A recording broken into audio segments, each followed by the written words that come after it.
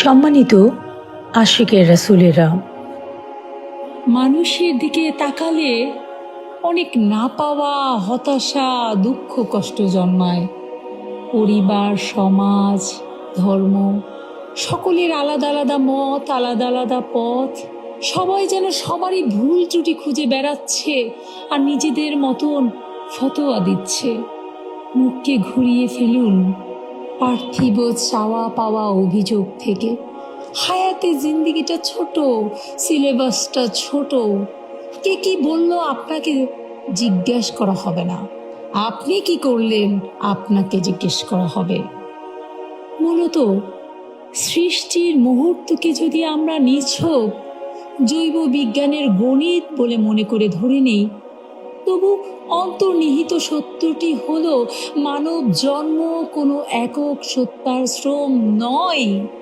এটি হলো এক বহুতম সমন্বয়, যেখানে মায়ার দেহ, প্রাকৃতিক শক্তি, সময়ের প্রবাহ এবং সর্বোপরি স্রষ্টার অদৃশ্য ইচ্ছা একটি বিন্দুতে এসে সমাহিত, মিলিত হয়ে যায়। মা সন্তানের রক্ত মাংস গড়ে দেন, কিন্তু অস্তিত্বের নকশা কিন্তু মায়ের হাতে নয়। তিনি কেবল ধারণ করেন, ভেতরে লালন করেন। তবু তিনি জীবনের সৃষ্টির মূল নীতিকার নন, বরং তিনি এক মহান ব্যবস্থার ধারক। তাই তার প্রত্যাশা মানবিক, যেখানে শ্রম, ব্যথা, ভালোবাসা, স্মৃতি প্রত্যাবর্তনের আকাঙ্ক্ষা সৃষ্টি করে থাকে। কিন্তু স্রষ্টার প্রতিটি প্রত্যাশা ভিন্ন প্রকৃতির, ভিন্ন মাত্রার, ভিন্ন ধারার। তিনি শ্রম করেন না মানুষের মতন। তিনি তো ব্যথাহীন, সময়হীন, সীমাহীন। তিনি শুধু ইচ্ছা করেন আর তা অস্তিত্বে রূপ নেয়। তার প্রত্যাশা তাই শারীরিক নয়, বরং অন্টোলজিক্যাল, অর্থাৎ সত্তার উদ্দেশ্য বোধের সাথে তা সম্পর্কিত। তুমি কেন আছো? তোমার অস্তিত্বের নৈতিক দিগন্ত কোথায়?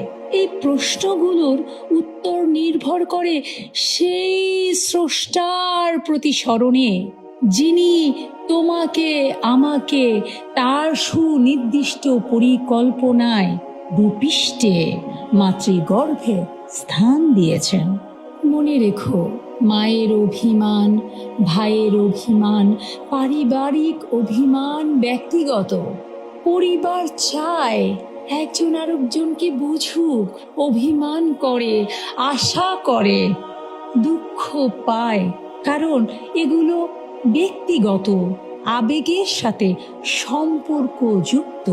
আর আমরা যখন পার্থিব বিভিন্ন বিষয়ে যত বেশি সংযুক্ত হব, তত বেশি আল্লাহময় সত্তা থেকে আস্তে আস্তে দূরে সরে যাব। পার্থিব কাজকর্ম, জীবিকা প্রয়োজন, তবে দেহের যেমন খাবার প্রয়োজন, পানীয় প্রয়োজন, আত্মাকে সুস্থ রাখার জন্য কিন্তু আত্মার খোরাকও প্রয়োজন।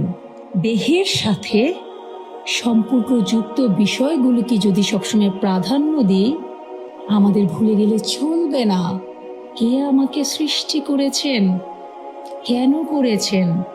আমাকে সৃষ্টি করার কারণ তবে কি?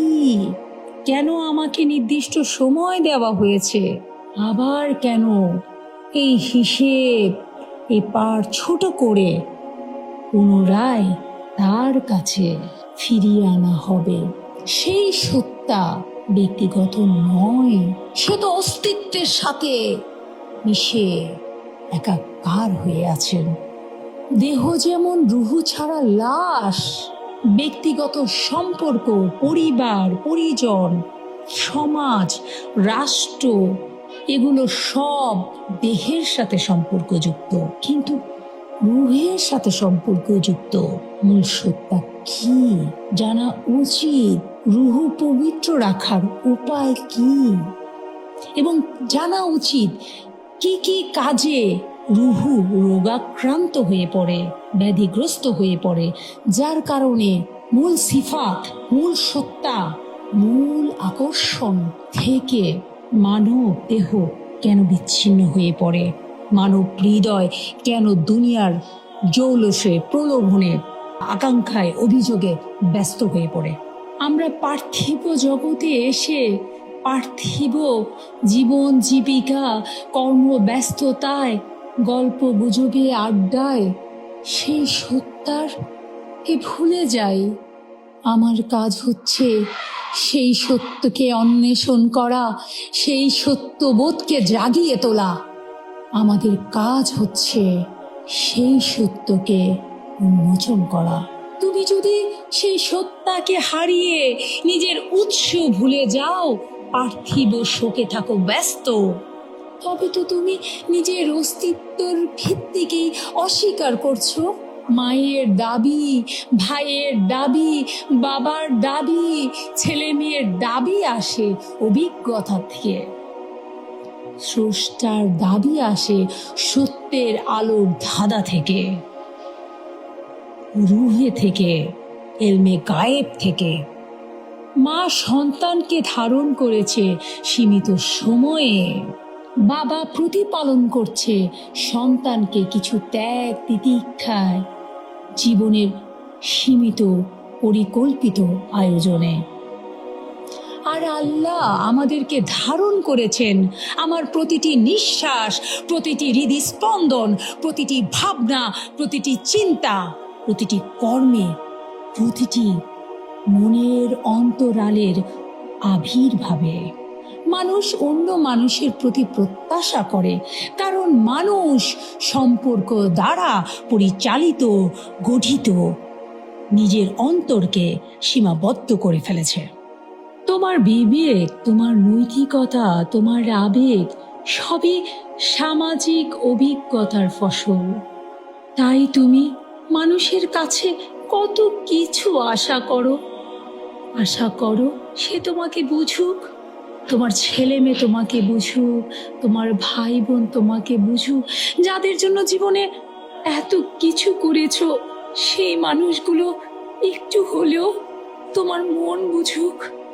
কিন্তু কি হবে সেই মূল প্রত্যাশার? একবারও কি খেয়াল করেছো সেই মূল চাওয়ার কি হবে তবে? সেই মূল প্রত্যাশা, সেই রব, সেই স্রষ্টা কি প্রত্যাশায় আমাদেরকে দুনিয়াতে পাঠিয়েছেন, আর আমরা আবেগ দ্বারা পরিচালিত হয়ে সংসারের মায়ায় জালে মান অভিমানের খেলনা পেতে বসেছি। স্রষ্টার কথা কয়জন ভাবছি তবে? তার প্রত্যাশার কি হবে? কেন সৃষ্টি করেছেন আমাকে? তার অভিলাষ কি আমাকে সৃষ্টি করে আমাকে আশরাফুল মাখলুকাত হিসেবে সৃষ্টি করেছেন সেই রব কেন? আমার প্রতি তার নির্দেশনা কি? আমি তার নির্দেশনা ভুলে গিয়ে ব্যস্ত চারিপাশে দেখতে আমাকে ও কি ভাবছে, ও কি বলছে, ও আমাকে নিয়ে কি করছে। বেহুশ হইও না, সেই সত্তার, সেই পরম সত্তার ইচ্ছা বোঝার চেষ্টা করো।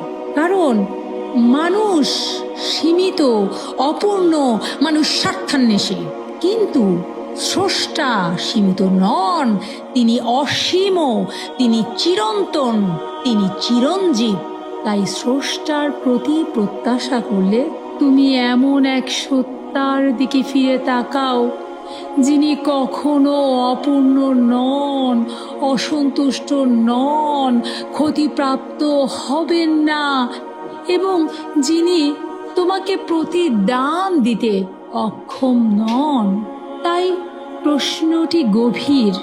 মা যদি তার সীমিত ত্যাগের কারণে অভিমান করতে পারেন, তবে স্রষ্টা কি অসীম দয়ার পরেও তোমার বিস্মৃতি দেখে নিরুত্তর থাকবেন? এটাই তো চরম সত্য। মানুষের ভুলে যাওয়া শুধু নৈতিক ব্যর্থতা নয়, এটি অন্টোলজিক্যাল অর্থাৎ সত্তা তাত্ত্বিক বিপর্যয়। তুমি যখন স্রষ্টাকে ভুলে যাও, তুমি নিজের উদ্দেশ্যকেই হারাও, নিজের অস্তিত্বকে অপ্রাসঙ্গিক করে তোলো, এবং শেষে স্রষ্টার অভিমান নন, তা হচ্ছে আহ্বান। তোমাকে পরীক্ষায় ফেলেন, তোমাকে বিপদে ফেলেন, তোমাকে আপন জন দ্বারা অপমানিত করেন, লাঞ্ছিত করেন, তোমার সম্পত্তি হ্রাস পায়, তুমি হেয় প্রতিপন্ন হও, তুমি লোক সমাজে নিন্দিত হও, তোমার অবস্থান খারাপ হয়ে যায়, তোমার চারপাশে অন্ধকার হয়ে আসে, বিপদ আপদ বালা মুসিবত তোমাকে গ্রাস করে ফেলে। আবারও স্রষ্টার দিকে মন ঘোরাও। এ স্রষ্টার অভিমান নয়, এ তার আহ্বান। তোমাকে তার মূল উৎসের দিকে তিনি আহ্বান করছেন। তুমি সেই উৎসে দৃষ্টি নিপাত করো। এ স্রষ্টার নিমন্ত্রণ, এ তার আহ্বান। তাই বিপদ, তাই পরীক্ষা, সেই দয়াময় স্রষ্টার সৃষ্টি।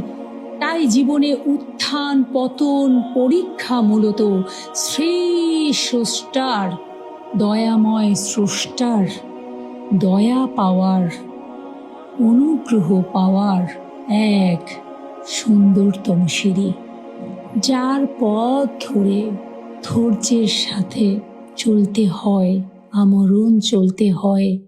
তবেই সেই দয়াময় স্রষ্টার সৃষ্টির প্রতি অমোঘ প্রত্যাশা বিলীন হয়ে শুধু ধরা দেন হৃদয় পানে, হৃদয়ে দরজায়, হৃদয়ে আয়নায় সেই সত্তা, সেই সত্য, সেই মহান রাব্বুল আলামিন।